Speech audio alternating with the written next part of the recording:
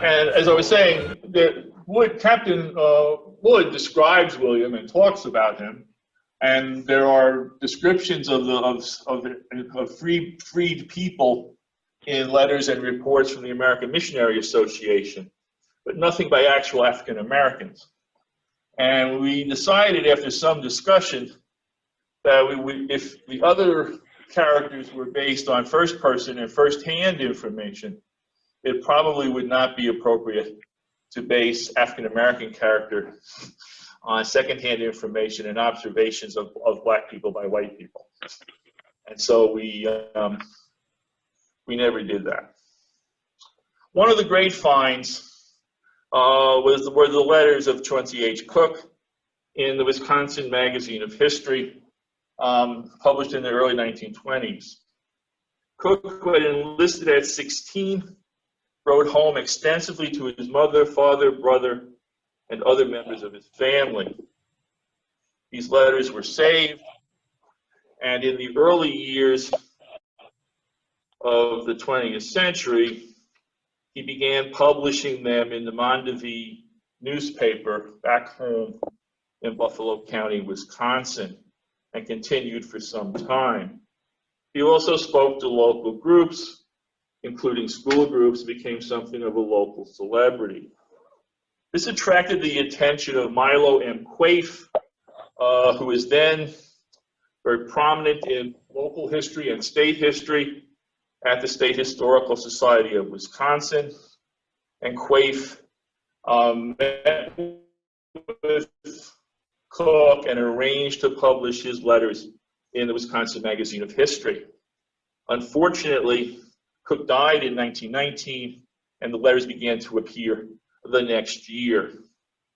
And finding them was in large part due to WorldCat, the comprehensive world database of all kinds of materials in libraries.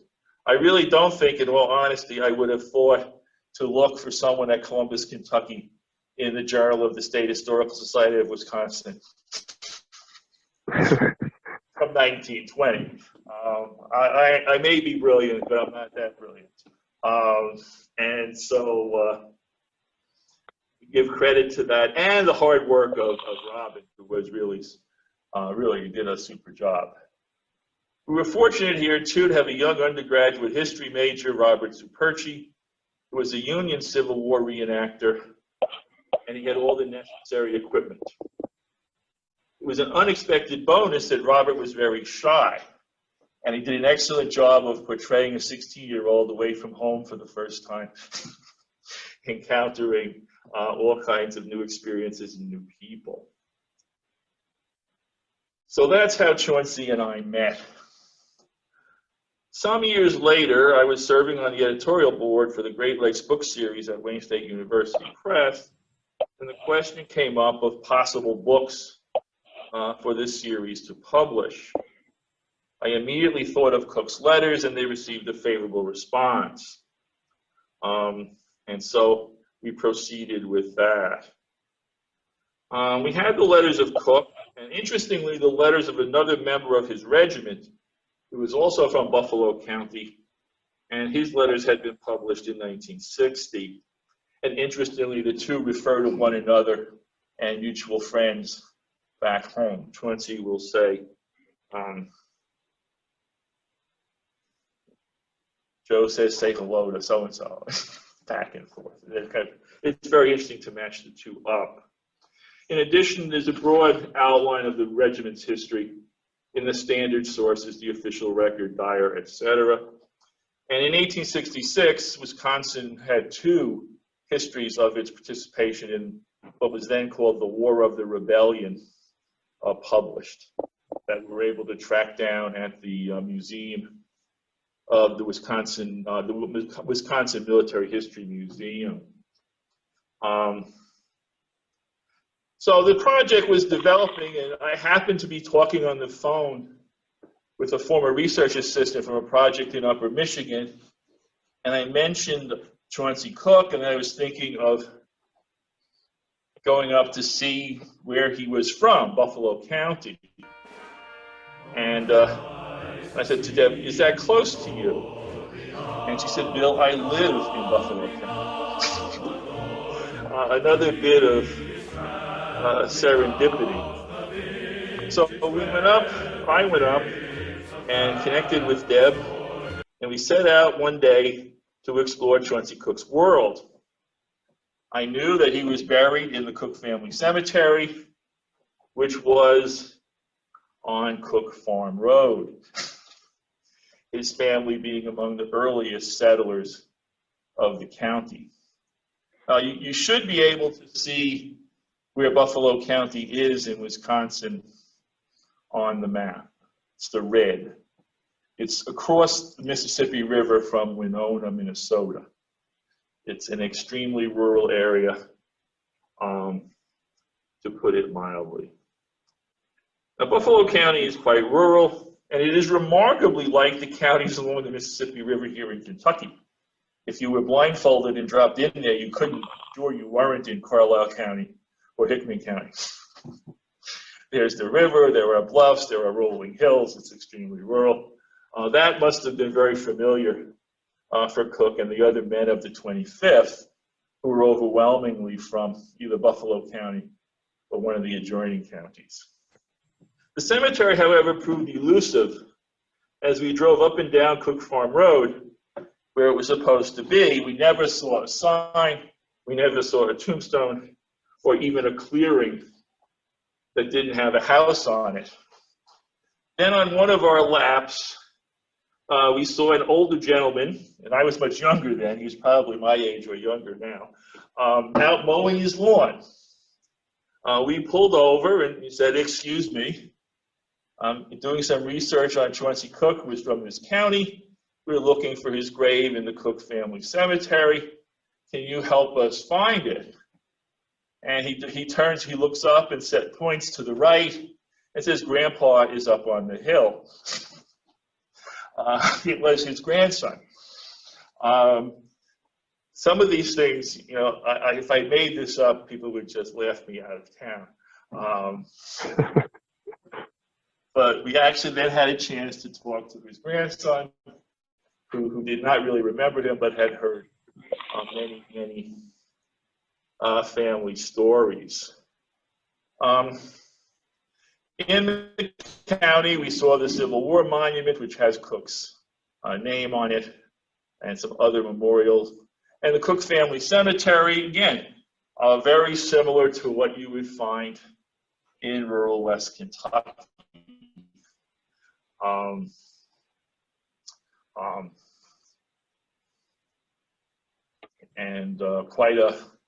And then you can see this difference in scale. Then we found Chauncey's tombstone.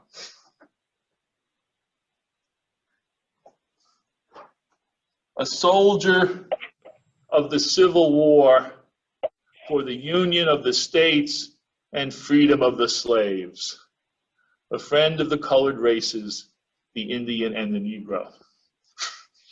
And in many ways, that sums up Cooke and his approach. He was born in Columbus, Ohio, around 1846. His family were among the pioneer settlers of Buffalo County, as I already mentioned. Having moved there from Winchester, Indiana in 1856 to take up land his father Samuel had scouted on an earlier trip. The Cookes would appear to be one of those almost stereotypical pioneering American families that kept moving further and further west in search of land and opportunity, and finally settled in Buffalo County. Interestingly, both Chauncey and his younger brother Warren published descriptions of the trip west in the covered wagon, establishing the initial family farm, and living on the Wisconsin frontier. and described several encounters with Native Americans. Encounters with Native Americans were peaceful and quite pleasant, and they both spoke very highly of Native Americans as people they had great deal of respect for. Cooke's father, Samuel, was a staunch abolitionist and frequently spoke at local abolition meetings. In the essay and in one of his letters, Cooke refers to his father saying in one of his speeches, "I would gladly give the life of one of my sons as Abraham was prepared to sacrifice Isaac if it would end the scourge of slavery in this nation." Chauncey's somewhat laconic response was, "I knew who Dad was talking about." So in August of 1862, when the 25th Wisconsin was being recruited in Buffalo County and its environs, young Chauncey stepped forward and enlisted, apparently with his father's full support and blessing. In fact, later I'll read a letter where he describes his initial encounter with the mustering officer. His unit was mustered into service in August of 1862 and initially sent to Fort Snelling to help suppress an Indian uprising.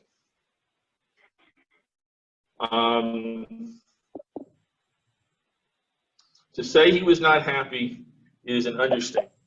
He expresses a great deal of dissatisfaction with this assignment, and most of the letters are defense of the Indians deserving better treatment and the injustices that are being perpetrated upon them. These are some views of Fort Snelling. From there, the unit was shipped to Camp Randall in Madison for their final training and outfitting. And the Camp Randall cadet is from 1864, shortly after Cooke was there. And another rendering of the camp. This is another rendering of the camp. If the name sounds familiar, the site of Camp Randall is currently the football stadium for the University of Wisconsin, which is called Camp Randall Stadium. And they just, at some point, built the stadium over the clearing that was the camp.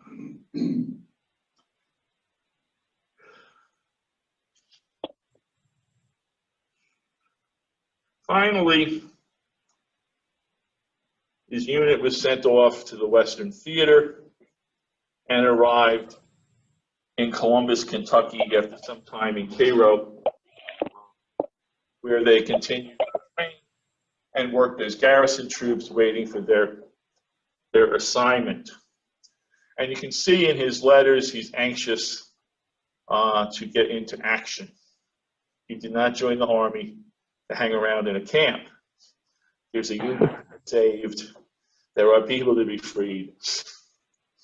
He's like most young people, anxious to go. You can see a little bit of Columbus. If you haven't seen Columbus, the bluffs there, which are what made it so significant.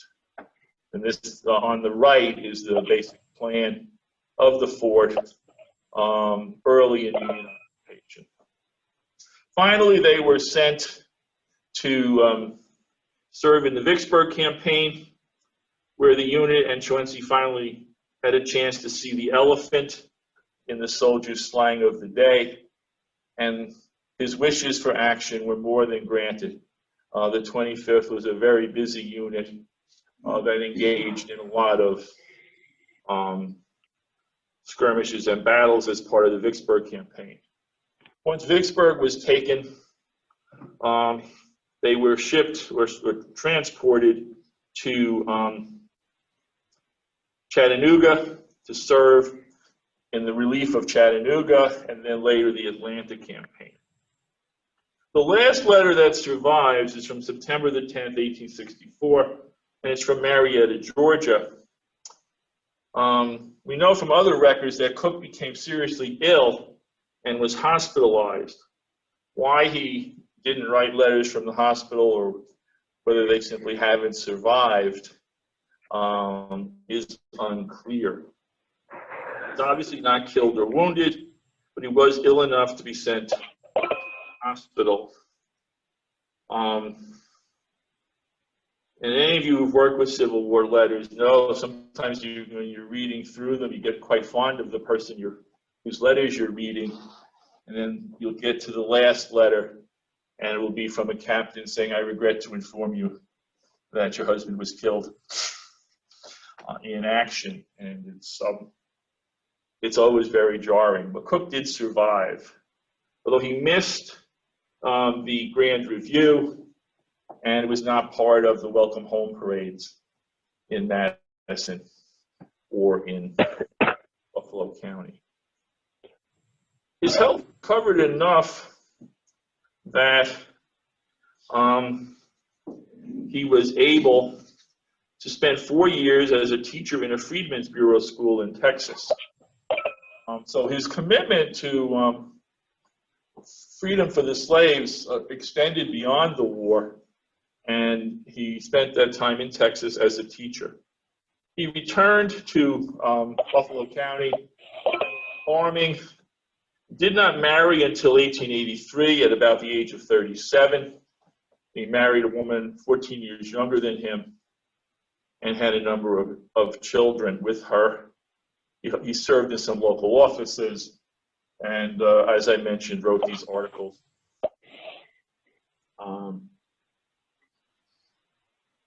That were published in the local paper.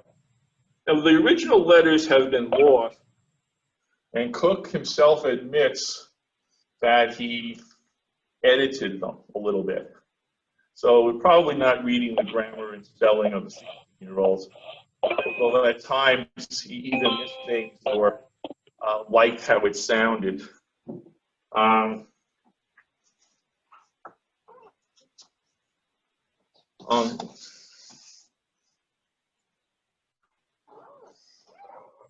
Dear parents, I am sitting on the straw in my tent with my paper on a trunk for a desk.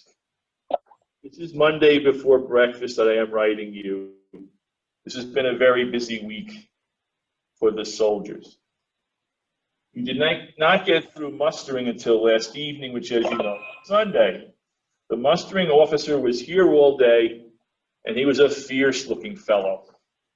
Anyhow, that's how he looked to us younger boys that couldn't swear we was 18. We had to muster in all the same if it was Sunday. Some of the boys thought it was a bad omen and meant bad luck.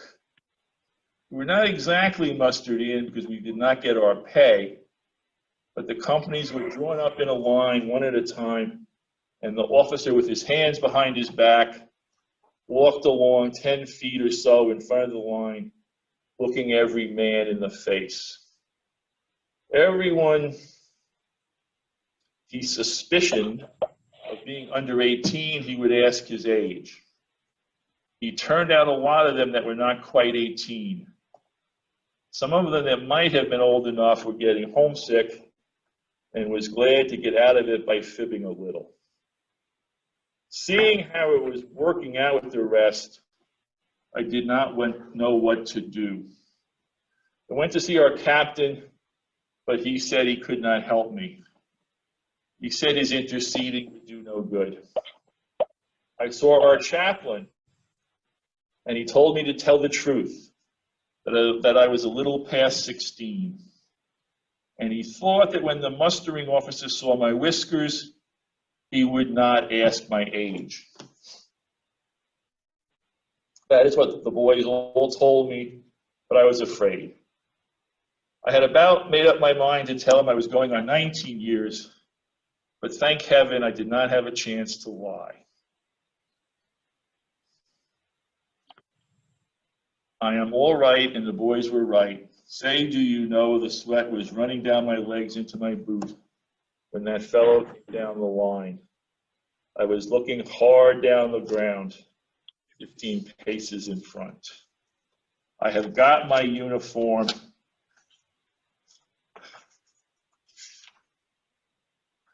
And that awful mustering officer has gone.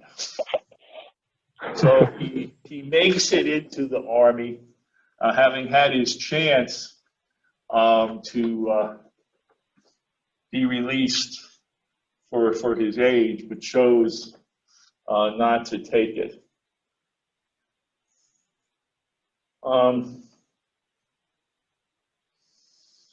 Then he writes this letter from Fort Snelling. Colonel Sibley has recovered all the white prisoners and nearly 2,000 Indian prisoners.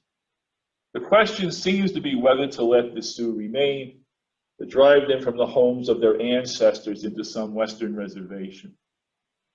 It seems likely that they will be driven away. Mother, this whole Indian question is wrong. Lying on my sickbed here, I can't help thinking of the wrongdoing of the government toward the Indians. I am losing heart in this war against the Indians. When you come to think that all of this beautiful country along the Minnesota River was bought for 2 cents an acre, that the government still owes them this pitiful sum for it, I am sorry for them.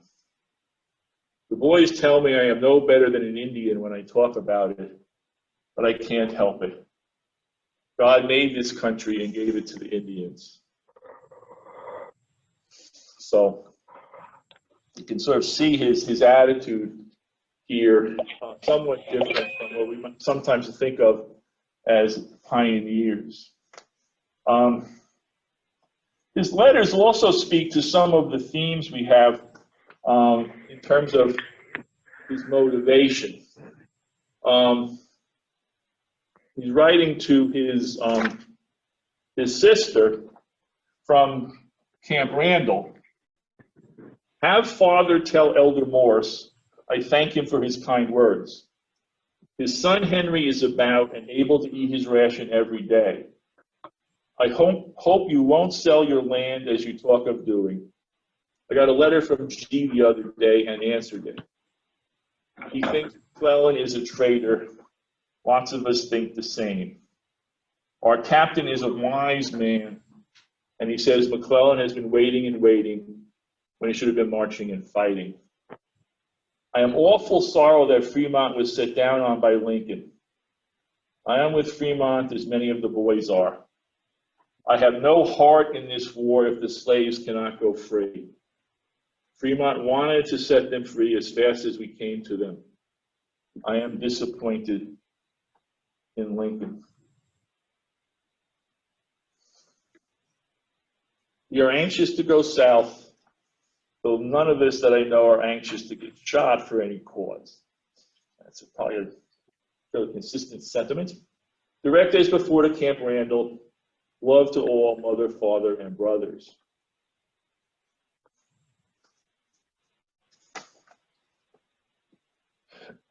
This is from Columbus in February of 1863. The site of our camp here in Columbus, Kentucky is fine. You can see for miles up and down the river. We are on a high bluff 200 feet higher than the town. Excuse me. The water is not good though, and we drink cold coffee to quench thirst. No enemy can approach us by water. On the land side, we throw out our pickets every day in a half-moon circle touching the river above and below town. We cannot be taken by surprise from the land. We have a lot of heavy cannon behind strong breastworks, overlooking the river so that no hostile fleet could reach us. On the land side, there seems little danger of attack. Half the people in this part of Kentucky are Union, and we have plenty of warning of any rebel advance. I have been on picket duty in the woods some 2 miles from town twice since coming here. My beat was supposed to keep moving constantly back and forth for 2 hours at a stretch.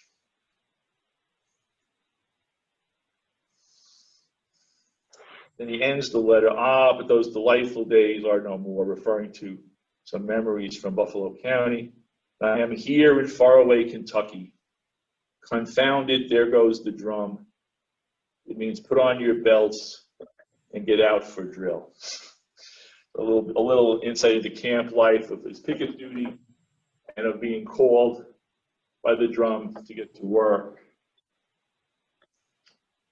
This is a few days later from Columbus, dear folks at home.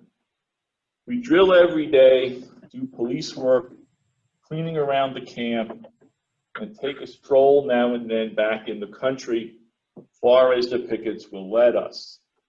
We are really in the sunny South. The slaves, contrabands we call them, are flocking into Columbus by the hundred. General Thomas of the regular army here is enlisting them for war. All the old buildings on the edge of town are more than full.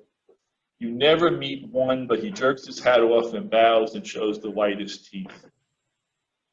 I never saw a bunch of them together, but I could pick out an Uncle Tom, a Quimbo, a Sambo, a Chloe, and a Liza, or any other character in Uncle Tom's Cabin. And that's, of course, one of the famous stories of Lincoln saying to Harriet Beecher Stowe, "It's a pleasure to meet the little lady whose book started this thing." And here we have young Cooke, and his frame of reference is Uncle Tom's Cabin.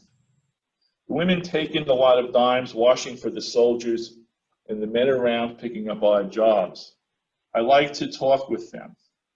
They are funny enough, and the stories they tell of slave life, stories never forgotten. Ask any of them how he feels, and the answer nearly always will be, "Sir, I feels mighty good. God bless you, massa. I'm so proud. I'm a free man." Some are leaving daily on upriver boats for Cairo and up the Ohio River. The Ohio has always been the River Jordan to the slave. It's been a dream of his life, even to look upon the Ohio River. The slaves are not all black, as we in the North are apt to suppose. Some of them are quite light.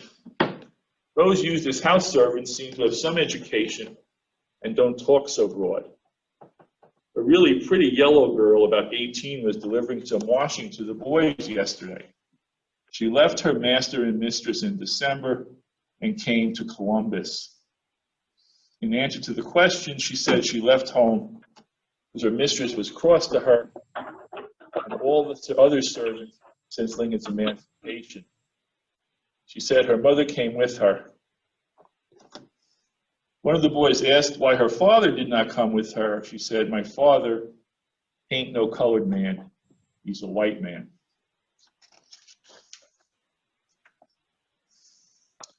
So he's interacting with slaves and learning and broadening his experience. Now, the language he uses is probably not language we would use today, but that's one of the time differences in the culture. The additional references to Uncle Tom's Cabin, but I think with our technical difficulties, we've gone a little longer than I planned. So I was going to read from the last letter. With one of the things that comes through in the letters is a learning experience. His father was an abolitionist. He was raised to be an abolitionist. He refers in a number of instances to his minister preaching abolition, which also ties in with the idea that the Second Great Awakening changed the debate over slavery for people in the North. And in the letters, we get some backup on that. And you can see him grow. At some points, he describes some of his fellow soldiers being rather unpleasant to the freedmen, tossing them coins to sing, and saying little things about them. He even uses the N-word once. But he quickly develops a level of sympathy and almost outrage. And his last letter, I thank God, along with Father and Elder Morse, that Lincoln has made them free. She said her children were nearly as white as we, and that 3 of them had a white father. To think that these slaveholders buy and sell each other's bastard children is horrible. She took us by the hand and bid us each goodbye and asked God to bless us and our mothers. I see and hear things every day that make me think of Uncle Tom's Cabin. Word has come that we'll be ready to go to Atlanta tomorrow morning. The boys are making a great hurrah about it. So I think these letters help us understand quite a bit. There's one I didn't read. I'll just briefly summarize. He meets a freedman from Louisiana who begins to teach him the names of words for things in French. And his comment is, how can they say, I am superior to this man? He speaks French, and I don't, and he can teach me. And so I think we see a growth in young Cooke, in his experiences that largely shaped, I think, by his father and his religious background preparing him, but also his openness and willingness to experience the people. And so anyway, I think I'm going to stop now, and if we have any questions, we can. And so anyway, I think I'm going to stop now, and if we have any questions, we can.